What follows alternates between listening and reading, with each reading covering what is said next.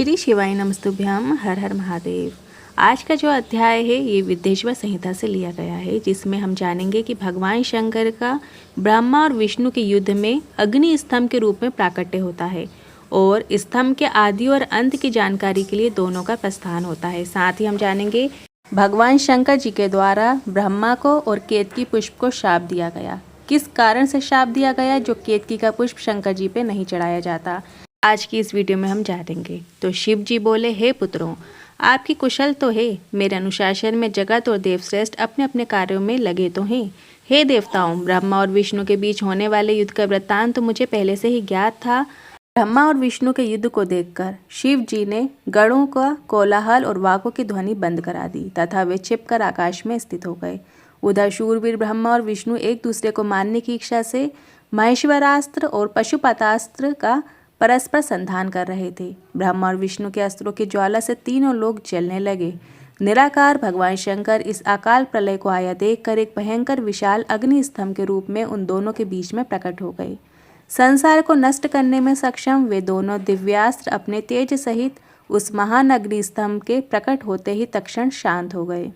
दिव्य अस्त्रों को शांत करने वाले इस आश्चर्यकारी तथा शुभ अग्निस्तंभ को देखकर सभी लोग परस्पर कहने लगे कि यह अद्भुत आकार वाला स्तंभ क्या है, यह दिव्य अग्निस्तंभ कैसे प्रकट हो गया, इसकी ऊंचाई की और इसकी जड़ की हम दोनों जांच करें। ऐसा एक साथ निश्चय करके वे दोनों अभिमानी वीर उसकी परीक्षा करने को तत्पर हो गए और शीघ्रतापूर्वक चल पड़े। हम दोनों के साथ रहने से यह कार्य संपन्न नहीं होगा, ऐसा कहकर विष्णु ने सूकर का रूप धारण किया और उसकी जड़ की खोज में चले गए। उसी प्रकार ब्रह्मा भी हंस का रूप धारण करके उसका अंत खोजने के लिए चढ़ पड़े। पाताल लोक को खोदकर बहुत दूर तक जाने पर भी विष्णु को उस अग्नि के समान तेजस्वी स्तंभ का आधार नहीं दिखा।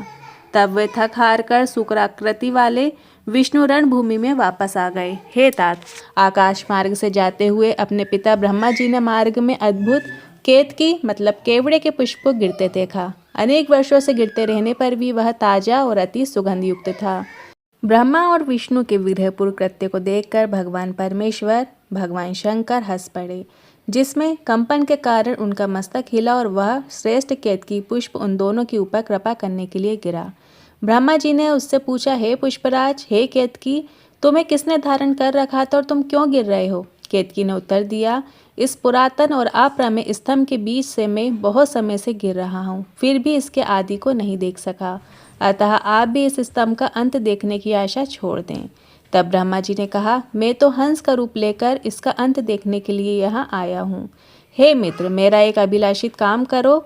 विष्णु के पास मेरे साथ चलकर तुम्हें इतना कहना है कि ब्रह्मा ने इस स्तंभ का अंत देख लिया है, मैं इस बात का साक्षी हूँ। केतकी से ऐसा कहकर ब्रह्मा ने उसे बार बार प्रणाम किया और कहा कि आपातकाल में तो मिथ्या भाषण भी प्रशस्त माना जाता है, ये शास्त्र की आज्ञा है। वहां पर अति परिश्रम से थके और स्तंभ का अंत न मिलने से विष्णु जी उदास हो गए और उन्हें देखकर ब्रह्मा प्रसन्नता से नाच उठे। विष्णु से इस तरीके से बातें करने लगे कि मैंने इस स्तंभ का अग्रभाग देख लिया है, इसका साक्षी ये केतकी का पुष्प है। तब उस केतकी ने भी झूठ ही विष्णु के समक्ष कह दिया कि ब्रह्मा की बात यथार्थ है।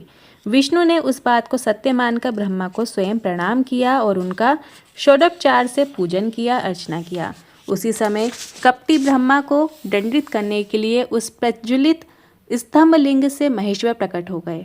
तब परमेश्वर को प्रकट हुआ देखकर विष्णु उठ खड़े हुए और कांपते हाथों से उनका चरण पकड़कर कहने लगे, हे करुणाकर, आदि और अंत से रहित शरीर वाले आप परमेश्वर के विषय में मैंने मोह बुद्धि से बहुत विचार किया, किंतु कामनाओं से उत्पन्न वह विचार मेरा सफल नहीं हुआ।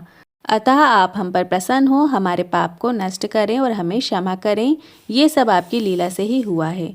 तब भगवान शंकर बोले, हे वत्स, मैं तुम पर प्रसन्न हूँ क्योंकि श्रेष्ठता की कामना होने पर भी तुमने सत्य वचन का पालन किया है, इसलिए लोगों में तुम मेरे समान ही प्रतिष्ठा और सत्कार प्राप्त करोगे। हे हरे, अब से आपकी पृथक मूर्ति बनाकर पुण्य क्षेत्र में प्रतिष्ठित की जाएगी और उसका उत्सवपूर्वक पूजन होगा। इस प्रकार परमेश्वर ने विष्णु की सत्यनिष्ठा से प्रसन्न होकर देवताओं के सामने उन्हें अपनी समानता ही प्रदान की।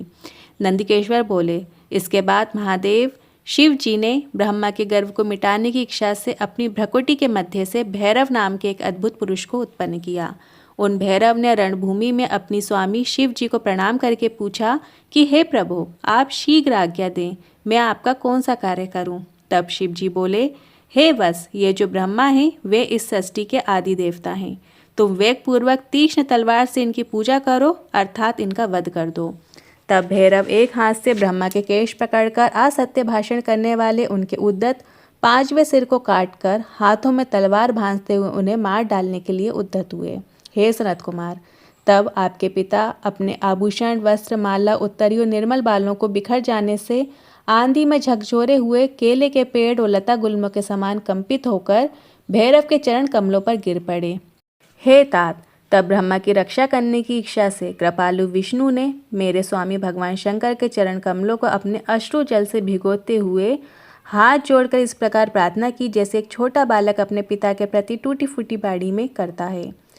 विष्णु जी बोले, आपने ही पहले कृपापूर्वक इन ब्रह्मा को पंचानन रूप प्रदान किया था, इसलिए ये आपके अनुग्रह करने योग्य हैं। मतलब जो 5 सर ब्रह्मा जी के थे वो शिव जी ने ही उन्हें प्रदान किए थे।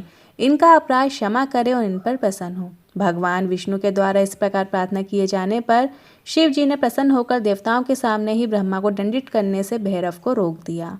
शिव जी ने एक सिर से विहीन कपटी ब्रह्मा से कहा, हे ब्राह्मण, तुम श्रेष्ठता पाने के चक्कर में छठे सत्व को प्राप्त हो गए हो, इसलिए संसार में तुम्हारा सत्कार नहीं होगा और तुम्हारे मंदिर तथा पूजनोत्सव आदि नहीं होंगे। तब से ब्रह्मा जी के ना ही कोई पूजा करता है, ना ही उनके कोई मंदिर हैं।